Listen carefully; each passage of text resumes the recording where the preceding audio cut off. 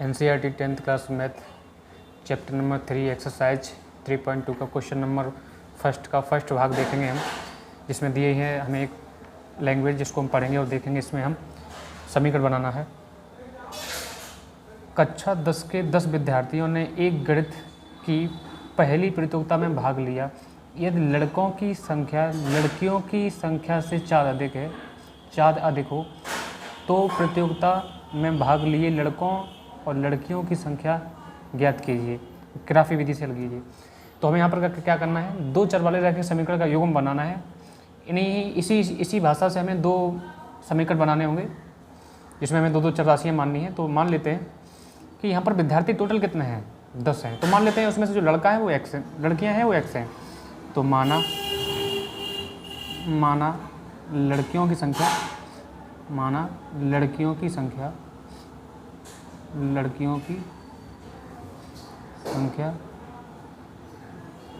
बराबर x है। कितनी है? लड़कियों की संख्या कितनी है? x है। लड़कों की संख्या कितनी है? मान लेते हैं y है। लड़कों की संख्या बराबर y। अब हमसे क्या कहा है कि लड़का और लड़की मिलाकर क्या है, यहाँ पर क्या लिखा है कि 10 विद्यार्थियों, ठीक है, कक्षा 10 के 10 विद्यार्थियों ने एक गणित की पहली प्रतियोगिता में भाग लिया। यदि लड़कियों की संख्या लड़कों की संख्या से 4 अधिक है, मतलब लड़कियों की संख्या 4 अधिक है, लड़कों की संख्या से। तो हम मान लेते हैं इन दोनों का जो अंतर है वो क्या है, लड़कियां 4 अधिक हैं। तो लड़कियों में से यदि लड़का घटा दें तो 4 बचेंगे। तो पहली शर्त तो हमारे यहाँ पर बन जाती है, पहली शर्त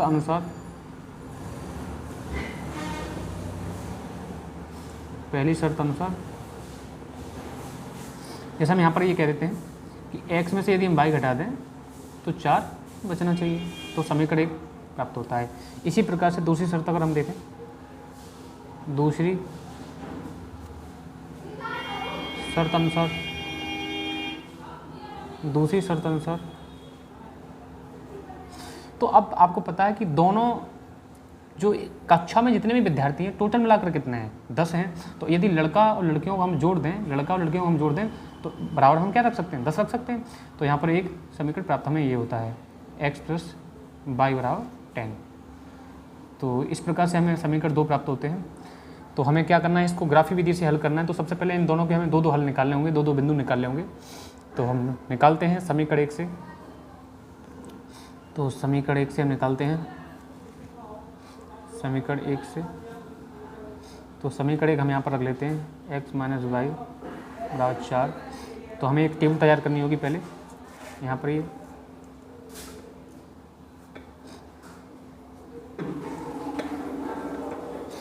तो हम क्या करते हैं, सबसे पहले हम यहाँ पर समीकरण 1 में जो है x बराबर मान लेते हैं 8 रख दिया। हमने क्या रख दिया, x बराबर 8 रखते हैं। यहाँ पर x बराबर हमने 8 रखा है यहाँ पर। तो 8 - y बराबर यहाँ पर 4 हो गया। तो 8 अगर आप उधर कर देंगे तो -y बराबर 4 -8 हो जाएगा। मतलब -y बराबर -8 में से 4 गए तो -4 बच गए। तो यहाँ पर हम कह सकते हैं y बराबर हमारा हमें 4 मिल गया, माइनस से माइनस कट गया तो y बराबर 4 मिल गया। तो x हमने कितना रखा था, x हमने 8 रखा था, तो y बराबर हमें 4 मिला। इसी प्रकार से अगर हम x बराबर 7 रख दें, तो ये 7 उधर जाएंगे तो प्लस के हो जाएंगे। x बराबर हम क्या रख दें, 7 रख देते हैं। तो ये 7 जब उधर जाएंगे तो किसके हो जाएंगे, प्लस के हो जाएंगे। ठीक है, तो 7 यहाँ पर 7 4 11, कितने हो जाएंगे, 11 हो जाएंगे। आपको दिखाते हैं यहाँ पर, यदि मैंने यहाँ पर x बराबर हमने x बराबर रख रहे हैं क्योंकि y बराबर थोड़ी रख रहे हैं।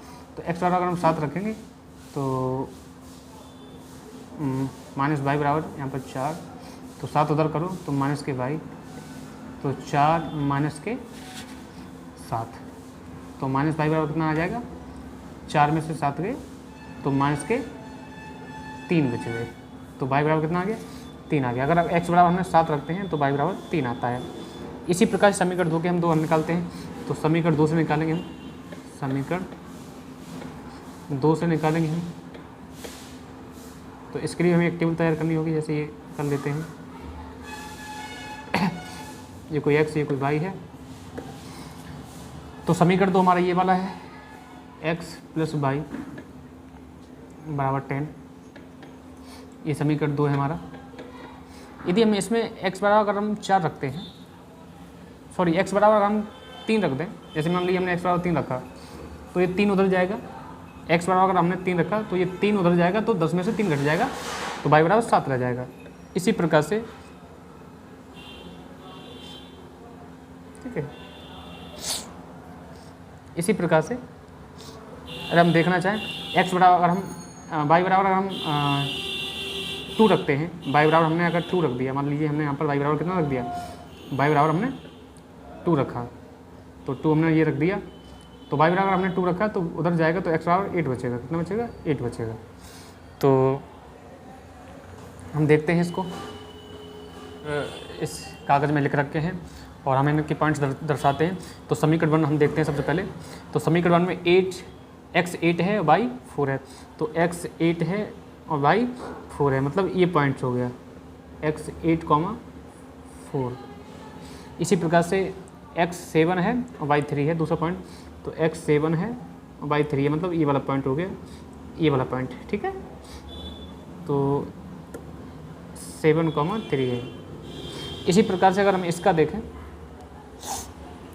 तो इसका पहला पॉइंट क्या है, x 3 है, मतलब ये वाला पॉइंट, यही वाला ही पॉइंट है। तो हम पहले हम रेखा बन को मिला देते हैं एक दूसरे से, तो ये मिलाएंगे तो ये इस प्रकार की रेखा कुछ होगी। तो पहला पॉइंट तो इसका यही है, और दूसरा पॉइंट इसका क्या है,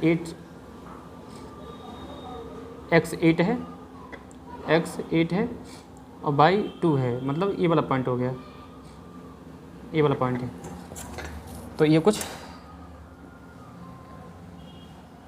तो आपने देखा ये रेखा, ये मान लेते कोई रेखा L1 है, ये कोई रेखा L2 है, तो देखा आपने कि L1 और L2 एक दूसरे को कहाँ काट रहे हैं, यहाँ काट रहे हैं।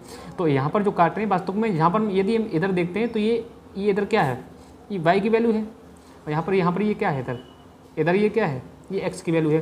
तो लड़की हमने क्या मानी थी, लड़की हमने x मानी थी, तो ये यहाँ पर काटते हैं, वहीं पर हमारा हल निकलेगा।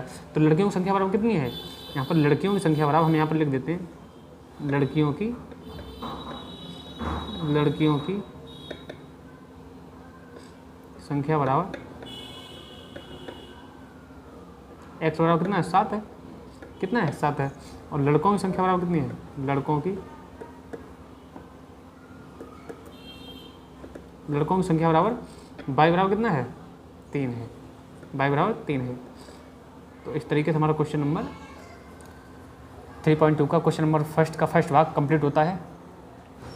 तो क्या एक्सरसाइज 3.2 का हम क्वेश्चन नंबर फर्स्ट का सेकंड भाग देखते हैं, और इसमें लिखा है 5 पेंसिल तथा 7 कलमों का मूल्य इतना है, जबकि 7 पेंसिल तथा 5 पेंसिलों का मूल्य कुल इतना है, मतलब 46 है।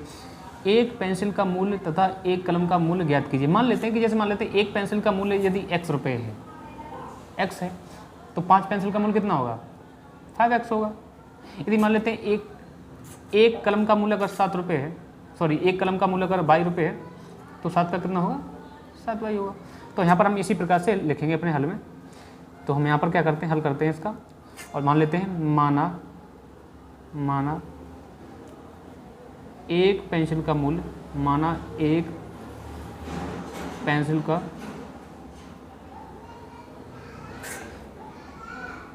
का मूल्य बराबर कितना है, x मान लेते हैं। इसी प्रकार से एक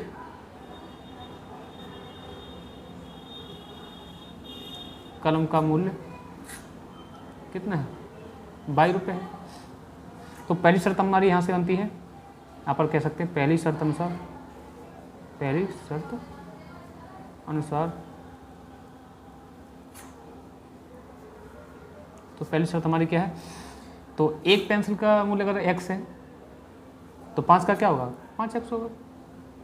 इसी प्रकार से 7 कलमों का मूल्य कितना है, एक कलम का मूल्य कितना है, 7 है, तो 7 का क्या होगा, 7y होगा। और दोनों जोड़कर कितना है पैसा हमारे पास, 50 रुपये, कितना है, 50 रुपये है।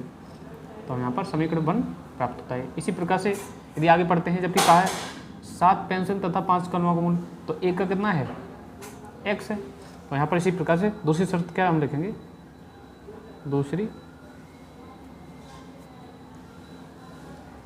शर्त अनुसार, दूसरी शर्त अनुसार तो एक पेंसिल का मूल्य यदि x है तो 7 का 7x हो जाएगा। इसी प्रकार से एक कलम का मूल्य y है तो 5 का कितना हो जाएगा, 5y हो जाएगा। और दोनों को जोड़ देंगे तो पैसे हमारे पास 46 हैं। कितने हैं रुपए, 46 हैं। तो समीकरण 2 प्राप्त होता है। अब हम इनसे क्या करेंगे, हमें ग्राफी विधि से इन्हें हल करना है। तो दो हमें क्या करने होंगे, हल निकालने होंगे। तो जब हमें दो हल निकालने होंगे तो हम यहाँ पर निकालते हैं समीकरण 1 से। पहले समीकरण 1 से, समीकरण 1 से, तो समीकरण 1 से हम निकालेंगे। तो सबसे पहले यहाँ पर एक टेबल बना लेते हैं छोटी सी, जिसमें हमें दो पॉइंट्स मिल जाए। तो समीकरण 1 हमारा यहाँ पर 5x + 7y = 50 है। यहाँ पर पहला समीकरण हमारा यही है। यदि हम यहाँ से x = 10 रखना चाहें, जैसे x बराबर हमने कितना रख दिया है, x बराबर हमने 10 रख दिया, कितना रख दिया, x बराबर 10 × 5 = 50, x बराबर हमने 10 रख दिया, तो यहाँ पर 50 हो जाएगा। और ये 50 उधर जाएंगे तो 50 से 50 कट जाएगा, कितना हो जाएगा, 0 हो जाएगा। फिर 7 को भाग लगाएंगे 0 में, जैसे हम करके दिखा देते हैं कि हमने जैसे 5 जगह 10 रख दिया, तो +7y बराबर कितना हो गया, 50। यहाँ पर ये है। और इसको हम क्या ले सकते हैं, इसको ले सकते हैं जैसे ये 50 है तो ये 50 उधर जाएगा, और 7y बराबर 50 उधर गया तो 50 - 50, क्योंकि ये 50 उधर पहुंच गया, तो 50 में 50 गया 0, तो 7y बराबर, तो y बराबर क्या हो गया, 0 हो गया।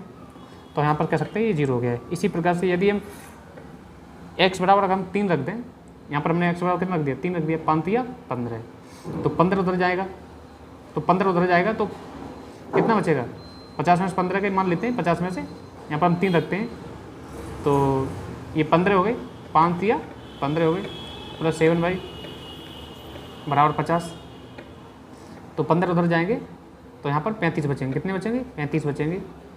तो अगर हम 7 का भाग लगा दें 35 में तो 5 बार जाएगा। तो x बराबर हमने कितना रखा था, 3 रखा था, क्योंकि 5 ही 15 हुआ होगा, तो हमने 3 रखा था। कितना रखा था, 3 रखा था। ठीक है, तो हमारा y बराबर कितना आया होगा, 7 × 5 = 35, 5 आया होगा। इसी प्रकार समीकरण 2, इसी प्रकार से समीकरण 2 से, तो एक इसकी भी सारी टेबल बना लेते हैं। तो ये कोई x है, ये y है। समीकरण 2 हमारा यहाँ पर है 7x + 5y = 46।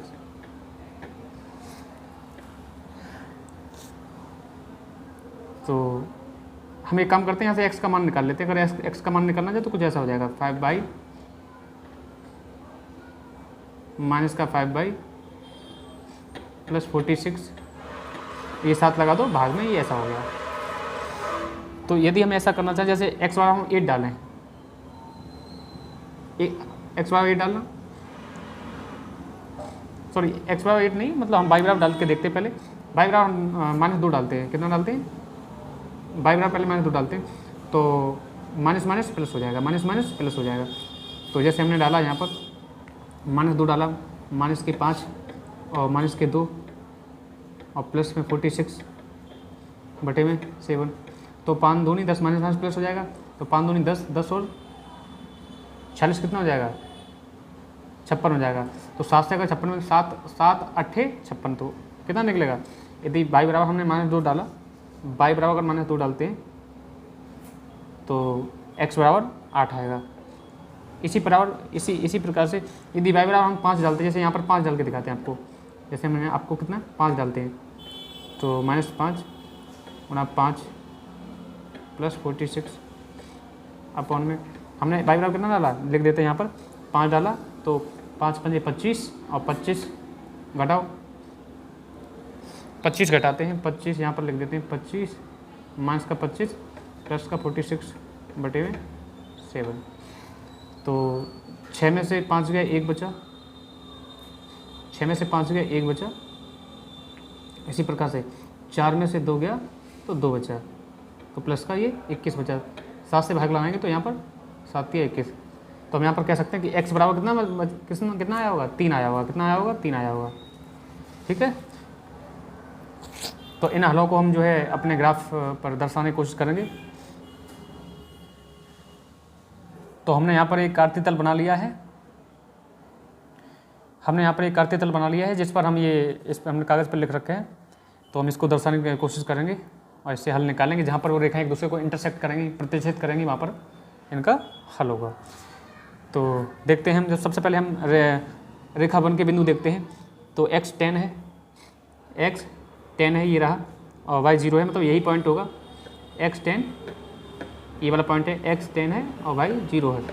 इसी प्रकार से x 3 है और y 5 है। तो x 3 है, y 5 है, ये वाला पॉइंट होगा। फिर ये x 3 है और y 5 है। तो इनको हम स्केल की मदद से मिलाते हैं, दोनों पॉइंट्स को। ये हमारी रेखा जो है, रेखाबंध का ग्राफ है। रेखाबंध की समीकरण 1 से हम ये ग्राफ तैयार कर रहे हैं। अब समीकरण 2 के लिए हम पॉइंट्स देखते हैं। तो इसमें पॉइंट्स हैं, समीकरण 2 के लिए पॉइंट्स हैं हमारे। x 8 है और y -2 है, y -2 है, अर्थात ये वाला पॉइंट हो गया। x 8 है और y -2 है, और इसी प्रकार से x 3 है और y 5 है। तो यही पॉइंट हो गया। तो सेकंड पॉइंट ये हो गया। तो इसको हम यहाँ से करते हैं।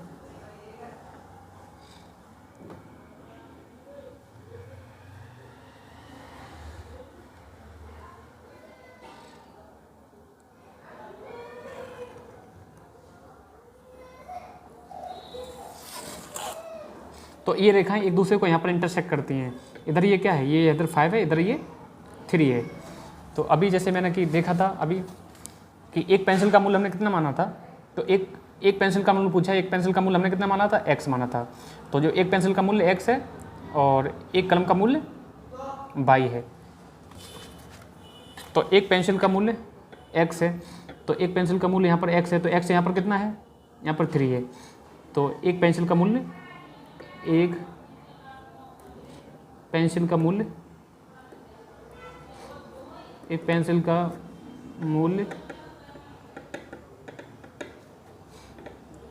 x बराबर कितना है, 3 है, और एक